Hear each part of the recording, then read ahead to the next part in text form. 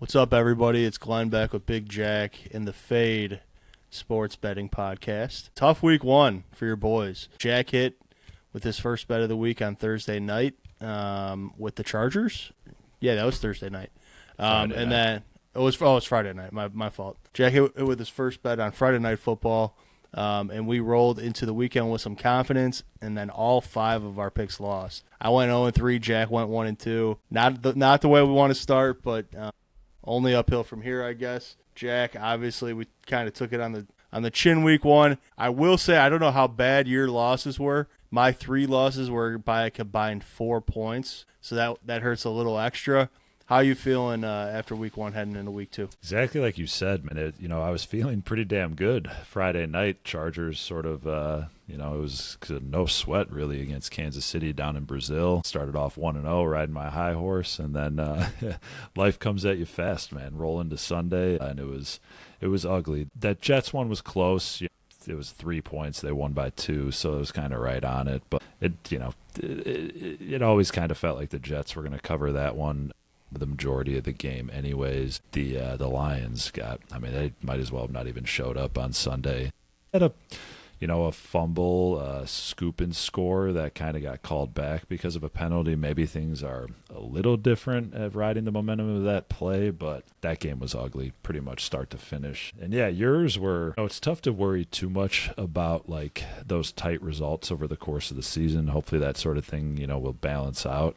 You catch some of those breaks eventually, but yeah, it leaves a bad taste in your mouth week one. The good news is we got 17 more of these, so plenty of time. If you're gonna, they always say it's not how you start, how you finish. So it's better to get them out of the system now, and when you have plenty of time to hopefully start getting some money back. Yeah, well, hopefully we can start getting money back this week because that first week was tough. I'll take the first pick this week since you did last week. Let's just hop right into it. My first pick of the week, I'm going to go against the team I picked against last week again. I'm going to go against the Cardinals and go with the Panthers plus 6.5.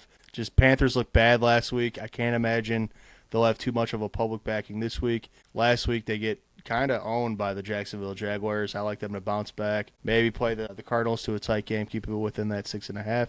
Panthers plus 6.5. That's my first pick of the week. I should just take the Cardinals. That way one of us could be right. Yeah, that was Panthers week one was interesting. Bryce Young kind of looked like he sort of reverted back to the guy that got benched. Who knows if that's a blip or kind of just over the course of time if he is not as good as he flashed at the end of last season. So we'll see. I'm not on that game at all. I'm not touching that one down in Arizona. I'm actually going to go to the New York Giants. Okay. I like the Giants plus 5.5 on the road in Dallas.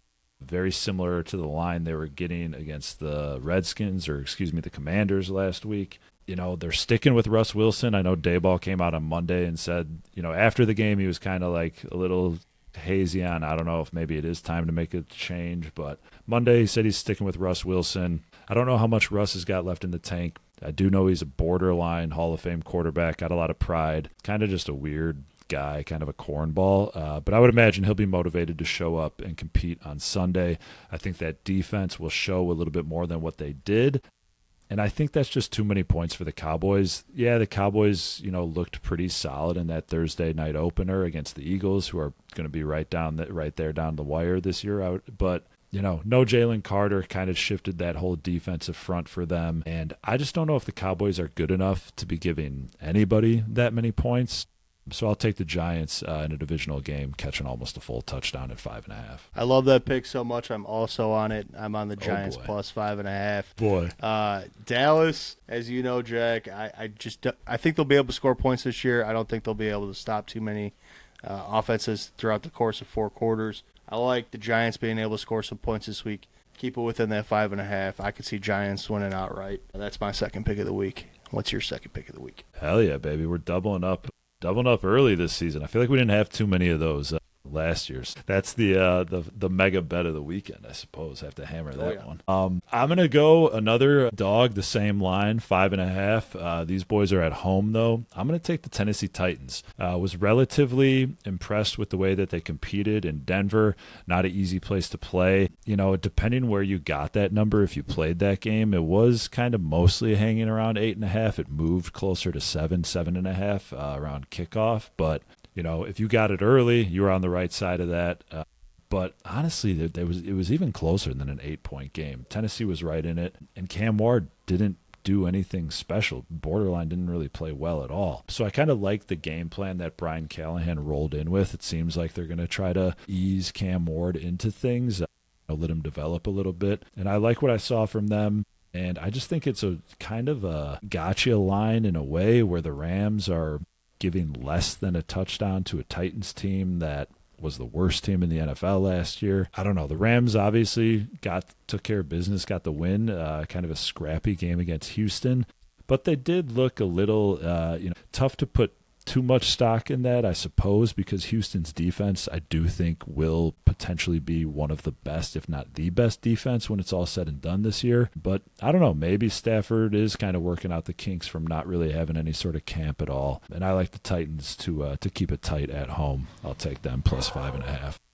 Yeah, man, I agree. That line is interesting. It doesn't make a lot of sense. The only thing you could be thinking is Vegas wants the general public to be all over LA, so I like the Titans in that pick as well. My third and final pick, going to the faithful. I'm going to the Chicago Bears. I'm going Bears +6 at Detroit. They look bad. They look bad on Monday night. I think a lot of the public are going to see that, and they're just going to think, let's go Detroit.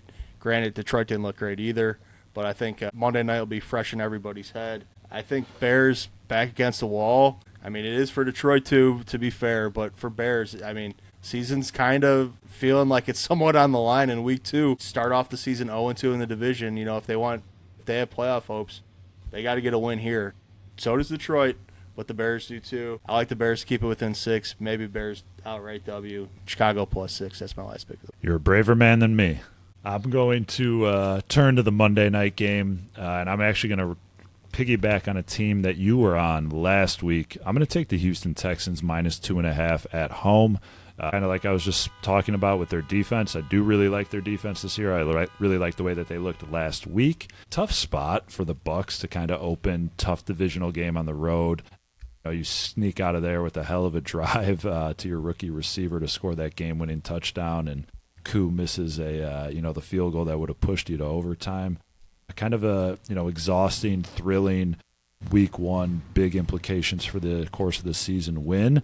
And then you got to turn around, go right back on the road to Houston. Tough defense, and I think C.J. Stroud will play a little bit better than he did week 1. I don't think it's going to be like a blowout winner by any stretch of the imagination, but I like Houston to win that game by a field goal. I'll take them at home in the Monday night spot there. Kind of like what you said last week, Jack, with Houston versus Rams. This Houston versus Tampa game's got my eye a little bit heading into the weekend. I think it would be just as a neutral, it'd be a fun game to watch. I don't really know if I love a side in that game. I think it's two teams that probably both have their eyes on the playoffs. I guess I'd probably lean Houston with the coming on back off the loss, trying to get a W versus Tampa. So I'd probably lean Houston, but I'm off that game, so I'm steering clear of that one. All right, quick recap for everybody at home. I am on the Bears +6, New York Giants +5.5, and Carolina +6.5. Jack is on the New York Giants as well. He's on Tennessee +5.5, and he is on Houston -2.5. That is it for week 2 of the Best Bets video. We'll be back with a Bears preview video for them going to Detroit and taking on the Lions. Any last thoughts, Jack? Bears. Bears.